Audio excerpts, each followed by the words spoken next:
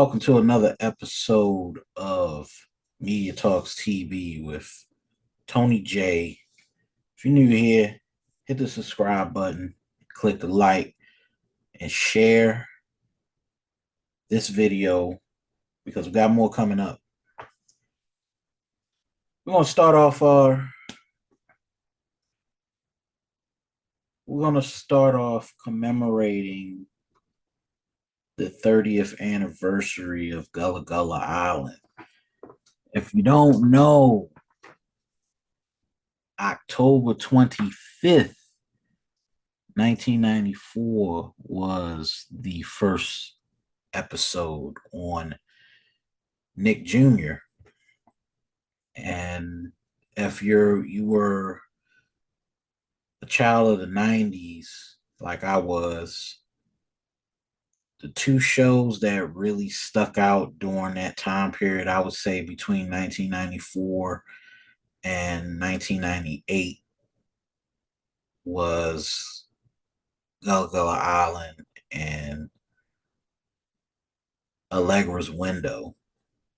Those were the two shows that really catapulted Nickelodeon and Nick Jr. into its golden age.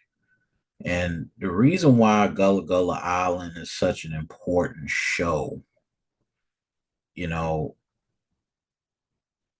it was one of those children's shows that it wasn't, well, let me take it back. Like, there was so many shows, children's shows back in the 90s. And the most popular kids show back in the 90s was Barney.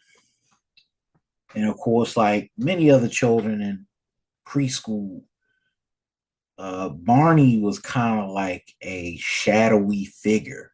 You know what I'm saying? Um, Barney was just everywhere, like you go out to the mall, you see purple dinosaurs everywhere.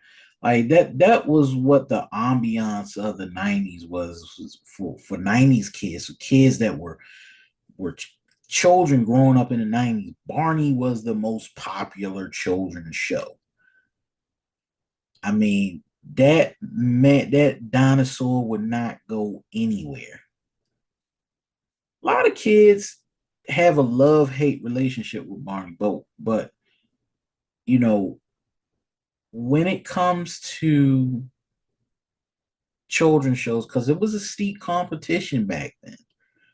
It was very steep because Barney was just like this everybody in preschool loved Barney. Barney everything. Barney sing along, Barney toys, Barney. And I got so sick and tired of Barney. Like a few of my friends, we just didn't like Barney. We just didn't like Barney. But then comes this show that was dedicated to young black kids, which and it's sad because we don't have a show like it on today, and that was Gullah Island. And you know, the fact that we're sitting here and we're talking about 30 years, and the fact that you know that is that has been an impactful black children's show. It was the only black children's show on Nickelodeon. And it wasn't anything like Barney. But what made Gullah Island stand out amongst the competition of children's shows? Because during that time, you had uh, Bananas in Pajamas, The Cuffy Couch, Puzzle Place, and then before you knew it, Clifford and Wishbone, and Arthur. Arthur came after 1997. But Gullah Island was different from all those kids shows because its main focus was talking about Black culture in the United States that had not been known to anyone who never visited South Carolina or actually went to the Savannah region of South Carolina to understand Gullah Geechee culture. And I felt like when I watched an episode, it felt like it was taking you to a different place. And I used to ask some of my friends, was Gullah Gullah Island a real place? And for years I thought it wasn't a real place. And then before you knew it, they said, yeah, it's in Beaufort, South Carolina. And I was like, where is Beaufort, South Carolina? It's near the Savannah, Georgia, near Savannah, Georgia, near like the edge of the Georgia line. And I had not known about South Carolina and Black culture in South Carolina, or that there were a free, independent group of freed Blacks called the Gullah Geechee people. I didn't start learning about the Gullah Geechee people until I went to college, because one of my professors in American history, she was from Savannah, Georgia, and she was from Charleston, South Carolina. Her family was from Charleston. And I did not know that there were these people that were rice farmers and had rice plantations, that they were Gullah Geechee people. And Gullah Geechee people lived amongst the savannas of South Carolina in the kind of like the Load, I forgot the name of Load County, South Carolina, where originally a lot of slaves from Charleston were being put to go into the rice fields. And when Gullah Gullah Island came on, it introduced not just Black kids to a side of Black history that had never been known, but it introduced Black culture to the world in a global way where nobody had known about it, you know. And I'm glad to have grown up knowing that I got a chance to watch something that was amazing on TV that taught me so much about conflict resolution, learning how to tie my own shoes, you know, and, and understanding Black culture from down south that really wasn't televised on TV like that for kids. You grew up when we were younger, we had a lot of learning channels, because the policy back then was, kids couldn't have television that was geared towards cartoons. And a lot of people say, well, 90s was about all about Saturday cartoons. No, it wasn't. That's very false. In the 90s, they had a piece of legislation for cable TV, Communication Decency Act of 1996, and TV ratings. You know, all broadcast stations back then had to have at least an hour of programming dedicated to education. And all the kids shows during the 90s had to have some form of education and enlightenment. They had to come out of that, watching that show, learning something fundamental like phonics or math or ABCs, or learning how to socialize with others. That's why we had Mr. Rogers. That's why we had Arthur and Caillou and all these other shows that PBS used to put out. And of course, Sesame Street and Almo.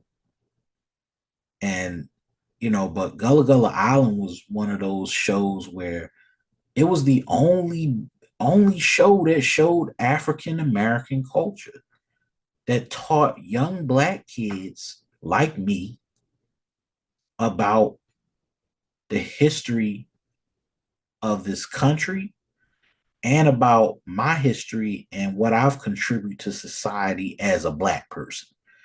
And we didn't get that from other shows. Nickelodeon did such an amazing job when it came to diversity that when you think about all the shows that came on Nick Jr., Gullah Gullah Island was one of those shows where I just felt like it just took you somewhere.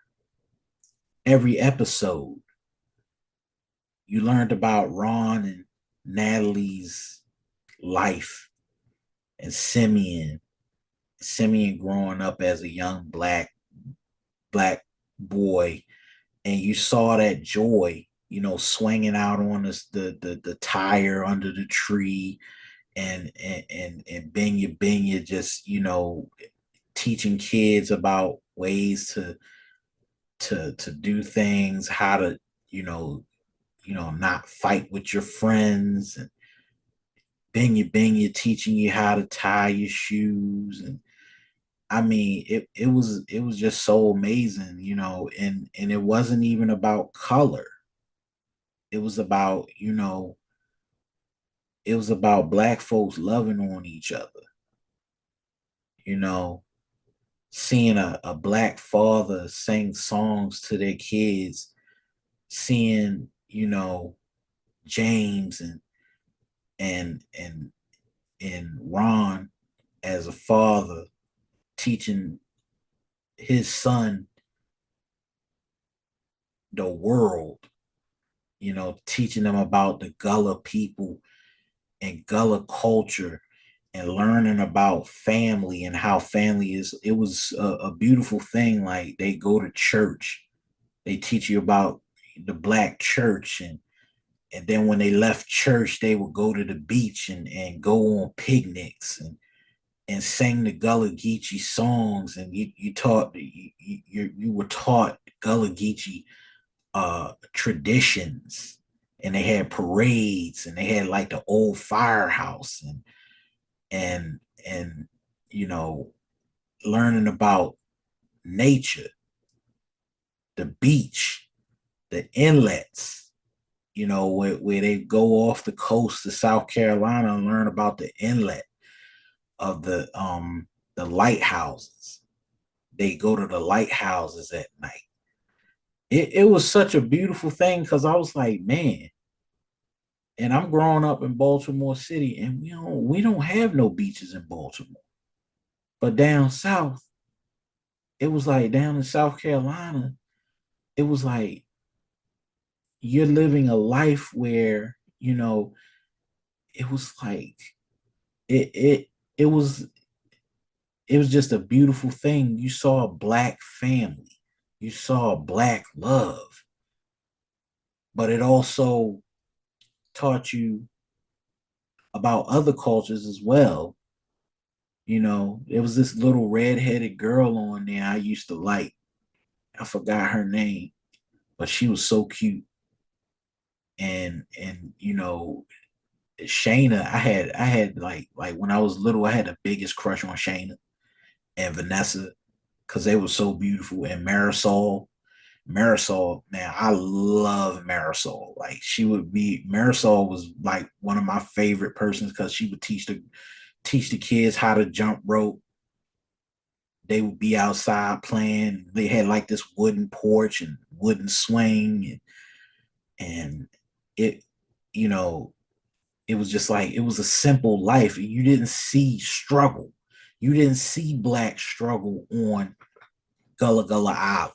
So it was like, when the show came on and kids black kids like me who grown up in preschool and we saw nothing but the streets in Baltimore. When you turned that TV on and you saw Gullah Gullah Island, it was like it was taking you away from the hood. It was taking you away from the poverty. And it was like, you can live like this. You can learn about your people. And that was what's so beautiful about that show.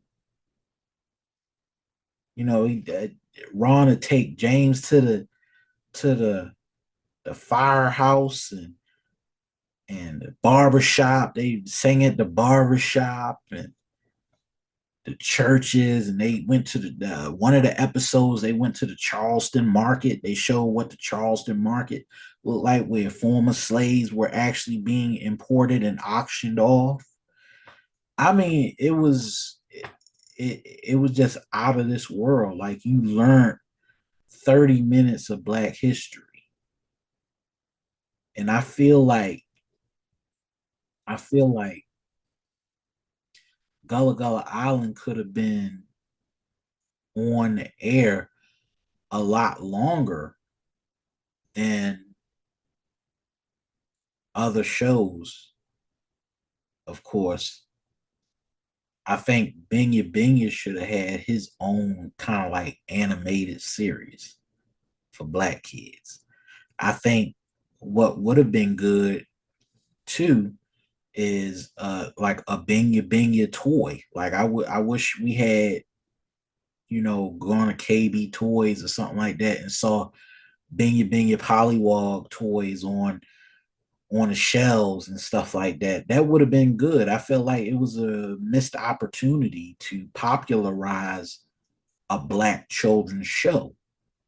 And that's just a crazy thing about the 90s was, you know, Gullah Gullah Island was one of those outliers of children's shows because so much of the popularity back then was, of course, devoted to Barney. And I'm like, I didn't like Barney because Barney, everything was a good day in Barney's world, and everybody always got a hug and shit. But excuse my language, but it just wasn't like with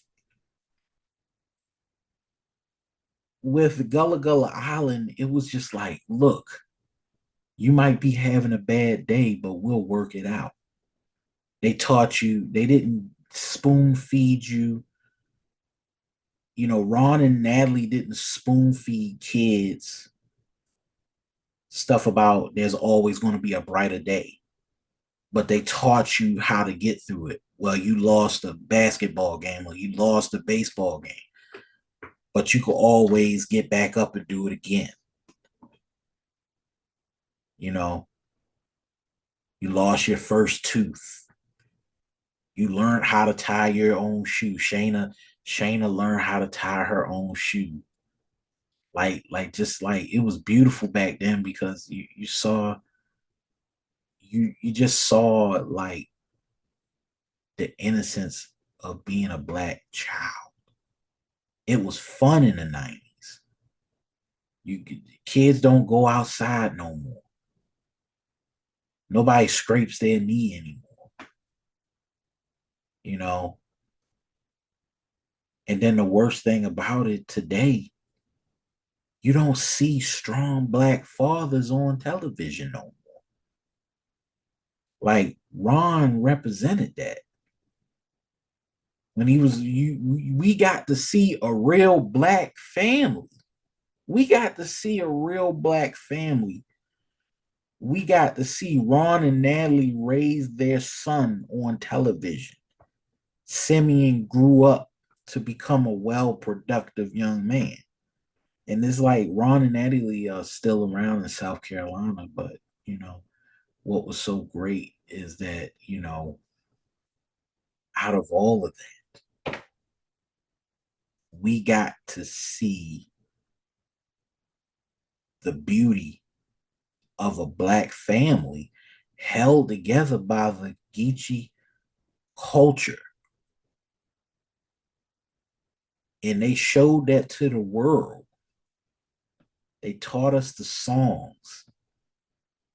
They taught us everything. You know, I didn't know about Gullah Geechee culture. I knew nothing about it. You know, and now 30 years later, some of these people are 35, 34 years old now, some 37 years old, you know, and I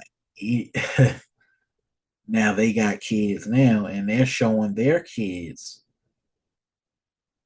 Gullah Gullah Island. So it's that legacy right there of black culture. But the 90s was so great because we got to see black family being portrayed on television, how they treat each other, but how they teach their kids how to grow up, you know. And shout out to, James Edward Coleman, who died, who played on Gullah Gullah Island. He was a very important part of that show. You know, I was saddened to find out that he passed away. He had a whole lot of potential to jump into bigger things if he had kept with his acting. Sad what happened, but you know, people like Vanessa Baden, all those guys, all those people that were actors on Gullah Gullah Island as kids, they really left an imprint that will last a millennia. So, you know, if you got young kids today, some of y'all parents that grew up in the 90s, you're 34 years old, you know, sit down with your kids and watch Gullah Gullah Island on Paramount Plus. You know, it's a beautiful thing. Because I know we don't have television shows like that anymore. It's just 90s was real different. Like we had a lot of prosperity back then. Don't seem like kids can sit through anything nowadays. When it came to Gullah Gullah Island, we watched Gullah Gullah Island, Allegra's Window, and after that, we go outside, we play, we be reading books, reading Bernstein Bears, Corduroy, if you gave a mouse a cookie, all types of stuff. Like, growing up in the 90s, where education was being emphasized for young black kids, we're never going to get that back. So, if you had the time and you had the chance, sit down with your kids and watch a couple of episodes of Gullah Gullah Island, because I know I will. It's on Paramount Plus. Be sure to check it out. But this has been another episode of Media Talks TV. I'm your host, Tony J. And we'll be back with another episode. I'm out. Peace.